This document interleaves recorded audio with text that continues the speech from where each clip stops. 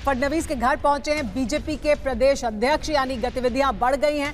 चंद्रशेखर बावनकुले फडणवीस के घर पहुंचे हैं। फडणवीस के घर पर हलचल तेज हो गई है। बीजेपी का जिस तरह का सर्वश्रेष्ठ प्रदर्शन अभी तक के महाराष्ट्र के चुनाव में, फडणवीस के घर पर एक्शन देखने को मिल रहा है। बीजेपी नेता प्रवीण दरेकर ने बयान दिया है। क्या उन्होंने कहा है वो भी आपको बता दें। उन्होंने कहा कि देवेंद्र फडणवीस सीएम होंगे।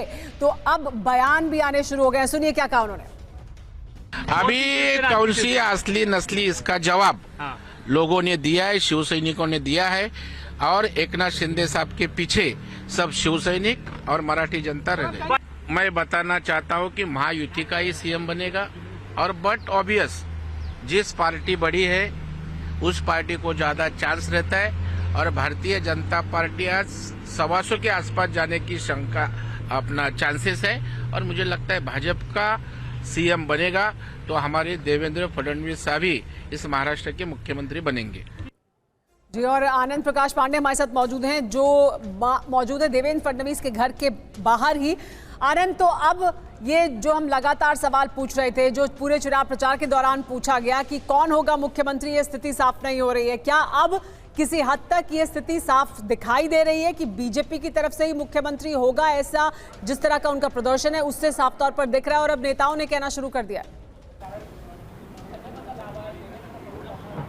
जी बिल्कुल, जिस तरह से बीजेपी ने इस बार मेहनत की है, जिस तरह देवेंद्र फडणवीस ने महाराष्ट्र में इस बार लीड ली है, वो जाहिर तौर पर महाराष्ट्र के सबसे बड़े बीजेपी के नेता है, मुख्यमंत्री भी रह चुके, उप मुख्यमंत्री भी रह चुके। उसके बावजूद भी जिस तरह से उन्होंने पूरे महाराष्ट्र के चुनाव के बागडोर संभाली, इससे साफ जाहिर होता है कि बीजेपी इस बार उनको मुख्यमंत्री बनाएगी। और रही बात एकनाथ शिंदे की, तो पिछली बार एकनाथ शिंदे को मुख्यमंत्री बनाना बीजेपी के लिए इसलिए भी जरूरी था क्योंकि शिवसेना वो छोड़कर आए थे और शिव सैनिकों को ये न लगे कि बीजेपी ने अपना मुख्यमंत्री बना के शिवसेना को तोड़ा है।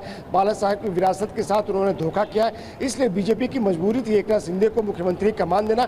और बीजेपी ने जो तब फैसला लिया था एकनाथ शिंदे को मुख्यमंत्री बनाने का, उसका असर अभी दिख रहा है। अभी असली कौन नकली कौन शिवसेना वो साबित हो गई है आज के जो रुझान आ रहे हैं उसको देखकर। और ऐसे में बीजेपी अब चाहेगी कि इस बार उसका अपना मुख्यमंत्री हो। देवेंद्र फडणवीस को लेकर अपनी रैली में अमित शाह ने भी क्लियर बोल ही दिया था। तो ऐसे में जाहिर तौर पर बीजेपी इस बार अपना मुख्यमंत्री चाहेगी। सबसे ज्यादा सीटों पर लड़ी है, सबसे बड़ी पार्टी बनकर उभरी है। और जब पिछली बार देवेंद्र फडणवीस की जगह एकनाथ शिंदे को मुख्यमंत्री बनाया था तो आपने देखा था किस तरह से मायूस हो गए देवेंद्र फडणवीस। और उन्होंने कहा था कि मैं सत्ता में भागीदारी नहीं करूंगा। लेकिन बाद में उनके पास दिल्ली से फोन आया, जेपी नड्डा का फोन आया, उसके बाद वो तैयार होते। यानी कहीं ना कहीं उन्होंने मुख्यमंत्री रहने के बाद डिप्टी मुख्यमंत्री का पद संभाला, पूरी ईमानदारी से काम किया, प्रशासनिक कंट्रोल रखा अपने ऊपर उन्होंने। तो ऐसे में अब एक बार फिर से बीजेपी कार्यकर्ता चाहते हैं, बीजेपी के नेता चाहते हैं कि पिछली बार मजबूरी हो सकती है, इस बार कोई मजबूरी जाहिर सी बात है, मजबूरी भी नहीं है और प्रदर्शन भी ऐसा है जो इससे पहले बीजेपी ने नहीं किया है। और इस वजह से पूरी तरह से बदली हुई तस्वीर दिखाई दे रही है। हमारे साथ रोहन गुप्ता मौजूद हैं, प्रवक्ता हैं बीजेपी से, और हमारे साथ आकाश यादव भी मौजूद हैं, कांग्रेस पार्टी के प्रवक्ता। रोहन गुप्ता, क्या बीजेपी का मुख्यमंत्री होगा? क्योंकि दरेकर कह रहे हैं कि जिसके पास ज्यादा नंबर होंगे उसी का मुख्यमंत्री होगा, और बीजेपी के पास तो नंबर्स की भरमार है। 128 पर तो आप इस वक्त खड़े हुए हैं। देखिए, मुझे लगता है कि महायुति ने एज अ गठबंधन चुनाव लड़ा था तो ये निर्णय महायुति के सारे नेता बैठकर लेंगे। पर हाँ, भाजपा एक बड़ी पार्टी है। अभी जब मैं आंकड़ा देख रहा हूँ इलेक्शन कमीशन का, 127 बैठक पे भाजपा आगे है। तो फाइनल नंबर पे आने के बाद सब लोग बैठेंगे और तय करेंगे कि किस प्रकार से महाराष्ट्र को आगे बढ़ाना है, किस प्रकार से महाराष्ट्र में किस पार्टी का क्या रोल रहेगा। क्योंकि जो जनादेश है उसका सम्मान करना सबसे बड़ी चीज होती है। जो जनता चाहती है हमको करना पड़ेगा। ठीक है रोहन, जो जनता ने आपको दिया है जिस तरह का जन समर्थन, तो आपका ये कहना कि उसका हम जरूर कोशिश करेंगे कि सम्मान करें, सब साथ में बैठेंगे, फैसला करेंगे। लेकिन इशारा आपका भी यही कि फिर होना चाहिए बीजेपी का मुख्यमंत्री देवेंद्र फडणवीस को इस बार, क्या वो कुर्सी मिल जाएगी जो उन्हें पिछली बार छोड़नी पड़ी थी? लेकिन रोहन गुप्ता, मेरा सवाल आपसे एक इससे भी आगे है, महाराष्ट्र की राजनीति को लेकर। महाराष्ट्र की राजनीति को क्या अब हम बदला हुआ देखेंगे?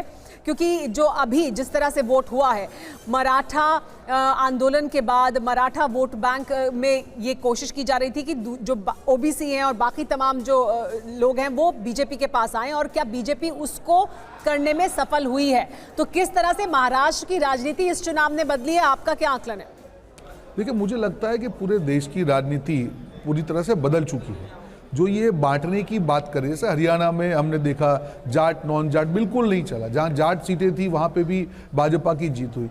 तो ये नैरेटिव पूरी तरह से चेंज हो रहा है। जनता ये देख रही कि जो भी सरकार आए, जनता की अपेक्षा है क्या उसको पूरा करने की क्षमता है, जो वादे किए क्या उन्होंने पूरे किए। और जब विपक्ष सामने काउंटर नैरेटिव लेके आता है, क्या विपक्ष की क्षमता है वो वादे पूरे करने की। चुनाव के अगले दिन आपने देखा कि जहां कांग्रेस रूल्ड हिमाचल प्रदेश है, वहां पे हिमाचल भवन को कुर्क कर दिया गया। तो जनता ऐसे हवाई वादों पे भरोसा नहीं करते।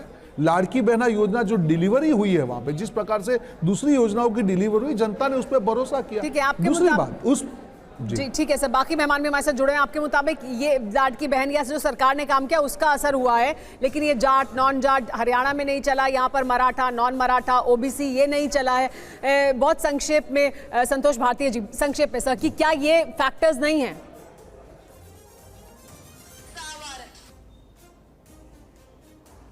मंत्री होगा नहीं होगा इसके ऊपर बात चली गई है, तो मैं एक छोटी सी चीज़ कहना चाहता हूं कि कांग्रेस पार्टी को इस अपने अंदर झांकना चाहिए।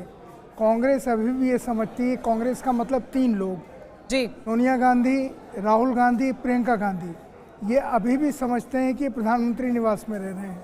इनका अपने वर्कर से कोई संवाद नहीं है, पार्टी के नेताओं से कोई संवाद नहीं है। प्रदेश कांग्रेस कमेटी का जो संगठन है हर प्रदेश में छिन्न भिन्न है, तो इस वजह पर भी इनके पास उसका असर है ही नहीं।